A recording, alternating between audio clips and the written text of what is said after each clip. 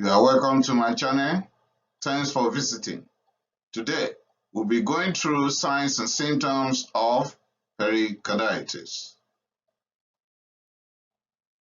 If you want to know more about the anatomy of the pericardium, you can click on this link. The terms associated with pericarditis, you can click on this link. Causes of pericarditis, you'll find that right here through this link. Now, I said specific signs and symptoms. Chest pain might not be specific per se, but there are certain clues here that will point to pericarditis. The chest pain will be acute or sudden in onset most of the time, although that could be termed as acute pericarditis, but that is the way it's going to present most of the time. And the pain will be sharp, but in few cases it may be dull. It will be pleuritic in nature, in the sense that when you are breathing, when you are taking the air in inspiratory phase, or when you breathe in deeper breathing, you feel the pain more. Also, when you cough or sneeze, the pain will radiate to the trapezial ridge, shoulder, and the back. And as OPQ areas of pain, what are the aggravating factors? Aggravating factors there will be coughing, sneezing, and breathing in. That is inspiration. But we'll also have relieving factors. And in this case, it will be sitting up and leaning forward. Now, pericardial rub. This will be picked on auscultation, and it's going to be a kind of waxing and waning intensity on auscultation. It is mostly localized to the left sternal border, and that is why it's going to be loudest, but it might be spread. Also, there are specific positions that we can get the best of this on auscultation. We can tell the patient to have knee chest position, to adopt that. Then we'll press the diaphragm firmly, instruct the patient to breathe in and hold it. Now the EKG. The EKG, when it is about pericarditis, will show us ST elevation that will be widely spread, meaning that will be picked or seen on so many leads. Remember, the pericardium is wrapping the heart. The heart is in the sac right there. So the sac is in trouble right now inside. So we are expecting the action to show on so many leads. PR segment will be affected. Elevation in some, depression in others. So we'll see in a bit. Now, this will occur in stages. The events that will be picked through EKG will occur in stages. In stage 1, there will be a widely spread ST elevation that is concave, and ST depression in AVR and V1 within the first 1 hour to few days. Then PR segment will also solve. There will be elevation in AVR, but depression or PR segment in AVL, V5, and 6. That is what's going to occur at stage 1 on EKG. Stage 2, that will be in a week after the incident has occurred. Then here, you are not likely going to see the ST elevation that is widely spread, it might look normal after 1 week. Stage 3, that is still going to be later on, but we will be dealing with isoelectric ST segment, no longer elevation. Then we might be battling with diffuse T-wave inversions at stage 3, while at stage 4, all will now appear to be normal. And that could be as a result of a self-limited pericarditis or the pericarditis that is responding to therapy. Now, pericardial effusion. Pericardial effusion will not be significant until a certain level is reached. And that is going to be that the fluid in that sac should be greater than 200 mils before we start feeling anything that is going to give a problem as a result of pericardial effusion. Mostly because I've said it is not going to be symptomatic until it has reached certain level. So it is mostly picked accidentally, doing echo for something else. Then you pick certain quantity of the effusion in pericardial space.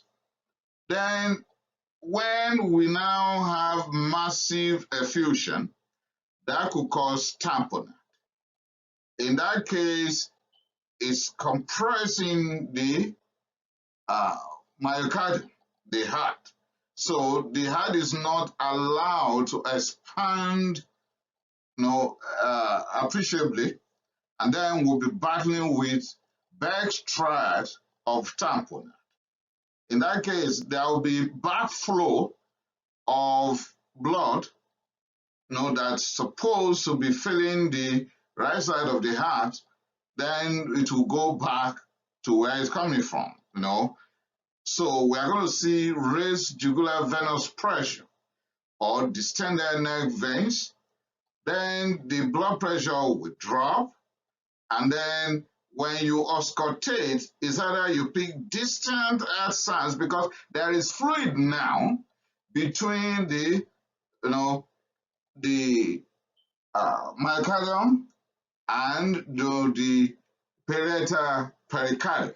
So there is fluid right now. Muffled heart sound or distant heart sound will be picked. Now, what I've said before now will be mostly specific to pericarditis, but there are so many other signs and symptoms that will not be specific. In constrictive pericarditis, since the heart is now enclosed and the heart is caged, so could not expand enough to allow for enough filling, and then enough is not pumped out. In that case, we'll be dealing with drop in cardiac output. And of course, the heart is failing in its duty, so edema will be setting. Anasaka, depending on whether it's been there for a long time or is caused by renal system failure or massive organ failure, then distension everywhere, edema everywhere.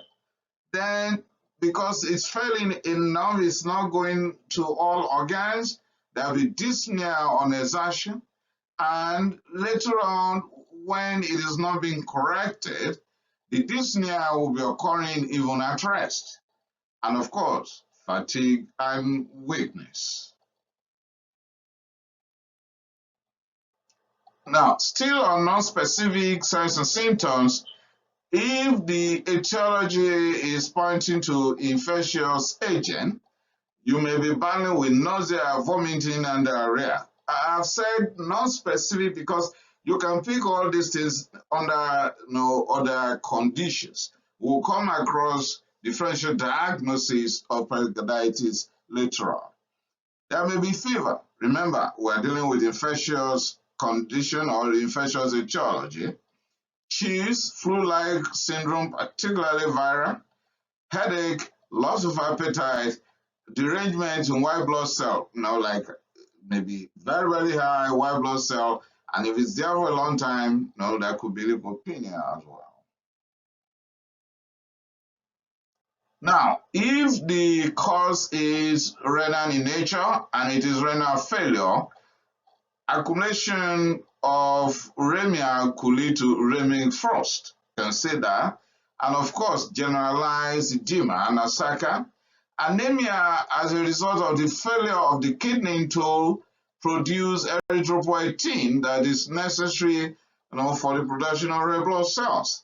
And of course, shortness of breath, fatigue, and weakness.